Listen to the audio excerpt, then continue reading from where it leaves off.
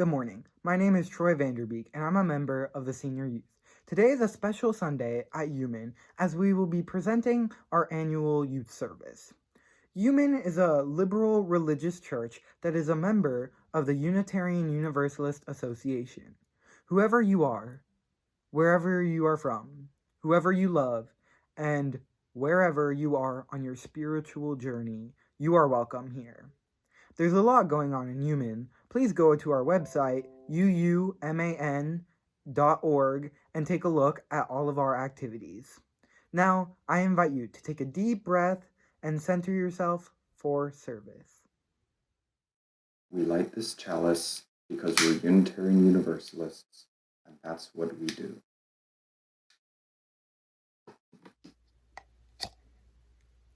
We light this chalice because we are Unitarian Universalists, and that's what we do. We light this chalice because we are Unitarian Universalists, and that's what we do. Hello, and good morning.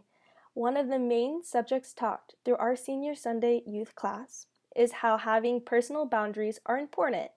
Boundaries can set limits for appropriate behaviors from those around, and can also help determine what is taking advantage of your life.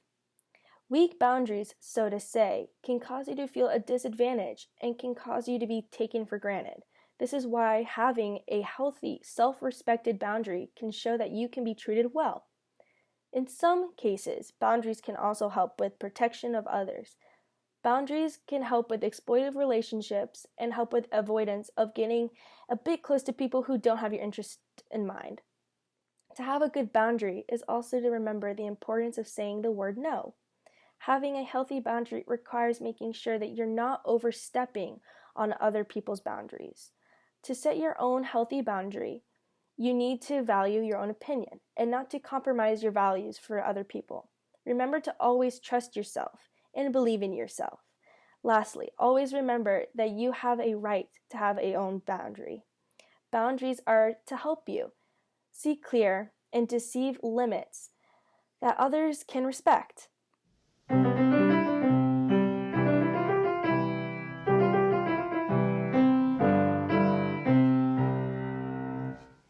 Today, I would like to share my journey into, quote, womanhood. My story starts when I was younger and never thought about the limitations that being a girl would impose on me. I was too young to understand the pay gap, rape culture, and the lengths women had to go to feel safe. Women face societal expectations about how we should look and what we can and cannot be. Women can internalize these expectations placed on us. When I was young, I was a confident person until I grew old enough to compare myself to others, which was about 10 years old. I would see how different my body was compared to the other girls at school or at camp. Sometimes I would wish that I looked more like them and less like myself. It was hard trying to love myself. I would refuse to wear shorts because I was uncomfortable with my thighs, and for the longest time I wore sweaters over dresses with exposed shoulders because my skin had blemishes. I had fallen prey to the toxic ways that society treats women. Another thing women must bear is the dreaded menstrual cycle, or as my mother calls it, Aunt Flo. I know this serves a greater purpose, but for those of you who have not experienced it, it's really not fun. Although I had been expecting it, when the dreaded day came, I remember being so frustrated. Why, you may ask? Well, let me tell you. So I asked my mom, is this going to happen for every week for the next 40 years of my life? She nodded and I groaned because, oh my God, this is going to suck. And that is when I realized that being a woman is hard. And after my first period, I started to notice how my gender affected me. I grew to realize the limitations I would have because of my sex. That my gender is what people see first and then the rest of who I am. Last year in my sophomore history class, we were talking about politics and how there were so few women in high levels of politics in the United States. One guy said, it is because most women are not interested in it. I turned my head, I raised my hand, and I went off on him. I told him that on the school student council, which I was on, and still am, by the way, was female dominated and that every class representative in the sophomore class was a woman. I told him he was wrong, and I said that women have only been allowed to vote for 100 years, and that they were interested in politics, but they face harsher criticism for the same mistake a man could make. They have to work twice as hard to get what they want in life. And even through all their hard work, they can still have the credibility taken away if somebody mentions that women are too emotional or should stay in the kitchen. And I had realized it before, but again, I realized that in that history class that I was going to have to work harder in my life than a man. And even this year, the student council was female dominated. I was disappointed in that comment and angry at the guy who made it because I thought that progress had been made over the past 100 years. He lives in a man's world, where he can walk to the car at night without holding his keys in between his fingers for self-defense, or fearing that someone might take advantage of him because he showed a bit of kindness towards them. A woman's life is scary. But now look, Kamala Harris, a woman of color in the White House, but not as the First Lady, as the Vice President. My family up in New York and New Jersey all used to joke about how I would be the first female president. I even had a little shirt that said so. But now I don't think that's going to happen. And to be honest, I'm a little hurt that I won't be the first. But 18 years is too long to wait for a female president. I won't be the first, but I know I won't be the last.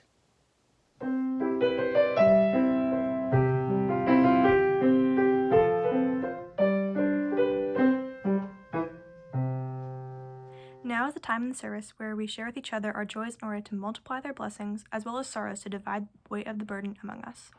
Please use the chat feature on YouTube now to share yours if you are tuning in to the service this morning.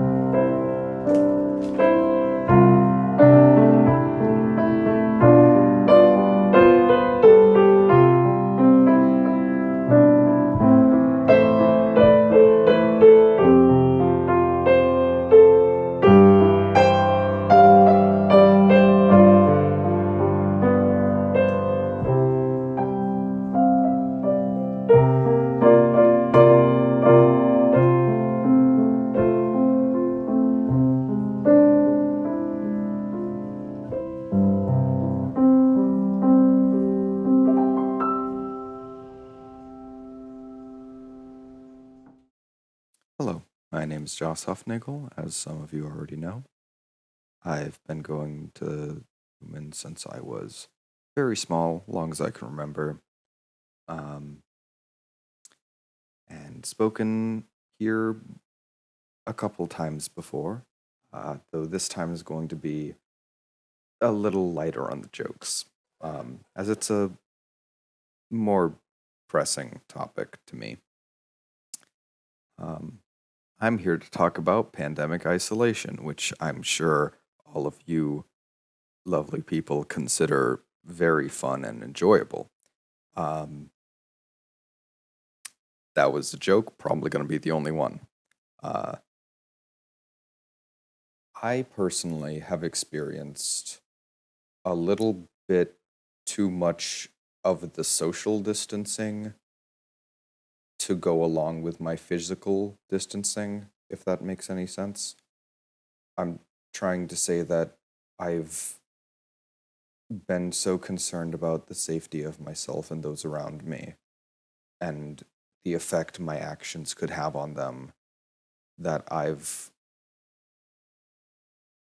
really fallen into a bit of a hole. I haven't been getting the kind of social contact that I need as a human being, and I was in a rough spot.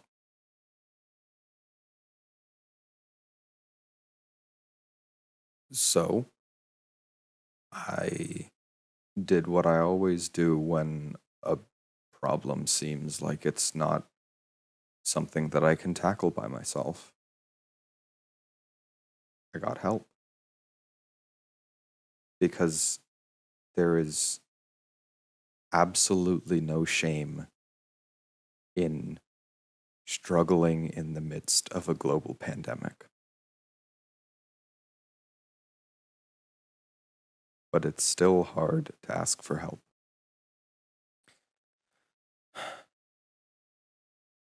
So it's been rough, but I've been finding ways to get myself back into the social circles that I've kind of let go of. And there's been a definite improvement in my mood and my quality of work and my quality of life, really.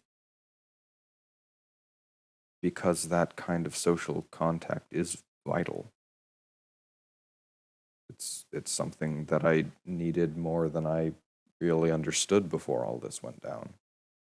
I typically tend to consider myself an introvert, but this has made me realize just how much I need other people.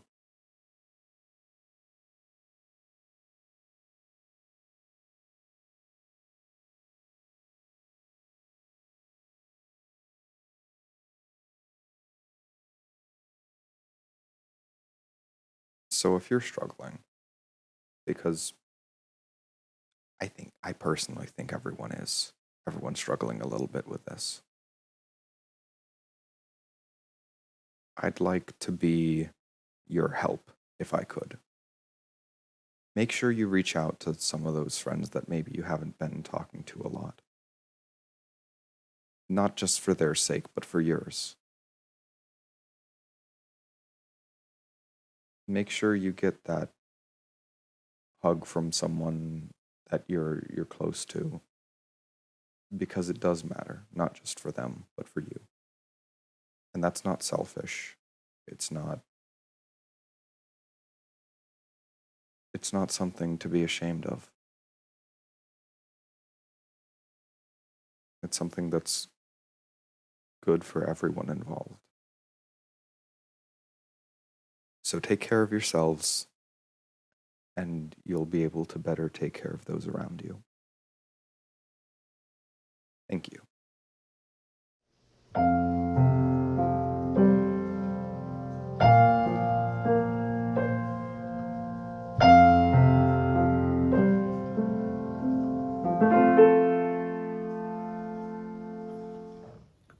Good morning.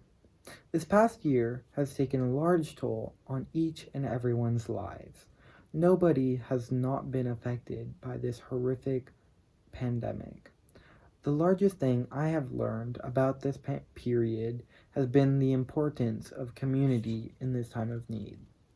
Community is defined as a group of people living in the same place or having particular characteristics in common, but that actually isn't what community means.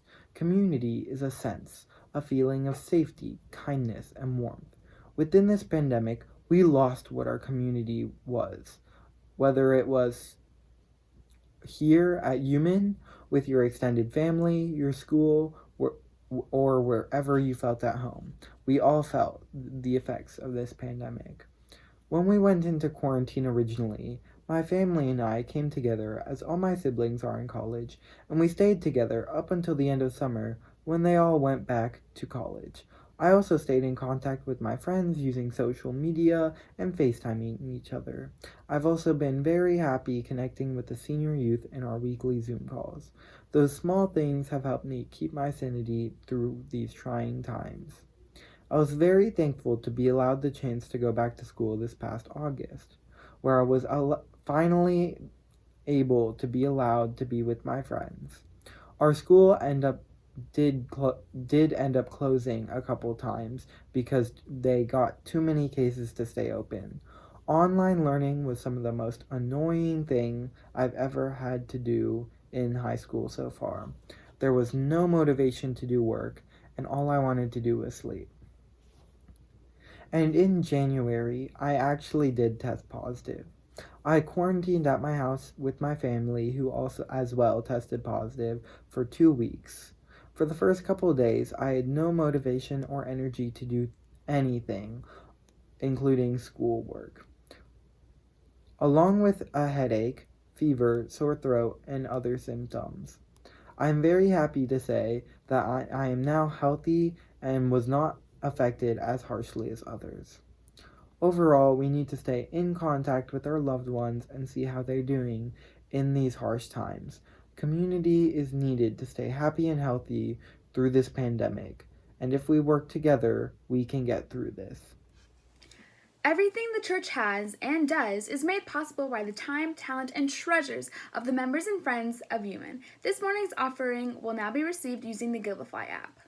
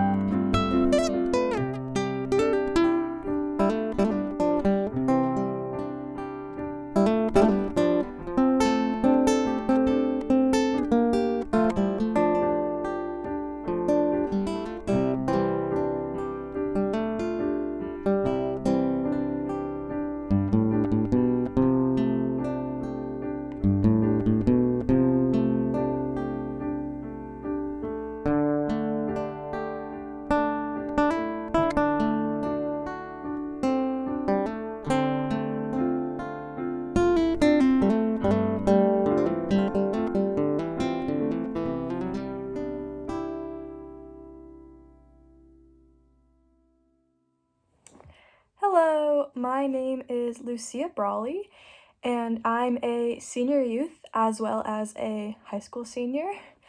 As what is probably very obvious, I'm in like this crazy transitionary period in my life. Not only am I in my last year of high school, I'm obviously living through like this historic, once in a lifetime pandemic, just like everybody else. Um, as I'm making these possibly life-altering decisions, I have been trying to prioritize one thing in particular. And that one thing is myself. I don't know if y'all have heard of intuitive eating, but basically it means that you are the expert of your body and its hunger signals. It's kind of like the opposite of dieting in a way, because dieting, a lot of the time, imposes these like strict guidelines and rules and do's and don'ts. Um, but because you know your body better than anyone, and humans don't really come with a rule book, intuitive eating has kind of become like a trend in a way of, trying to attain a healthy lifestyle without setting these strict rules on yourself. So I've been trying to take these principles along with me, considering that I know myself more than anyone in other areas of life. For various reasons, I've tried to please those around me with my decisions. But now I'm exiting what is essentially my childhood, and I'm on my way to becoming an independent young adult, hopefully. And the person I need to start pleasing most is myself. This is why boundaries are really important for both yourself and others. My English teacher told me about comfort zones. The smallest zone you have is like your ultimate safe zone, where you feel totally at peace, you can, you're just totally eased. But the largest zone around you is your danger zone, which can leave you sometimes feeling like almost immobilized, like you have no idea what to do, you're panicking.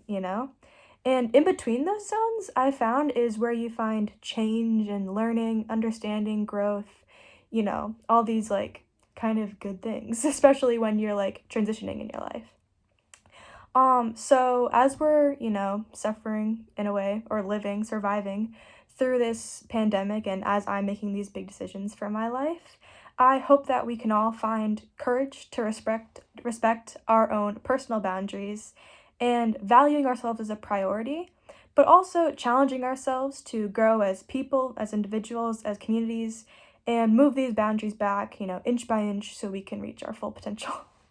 Thank you.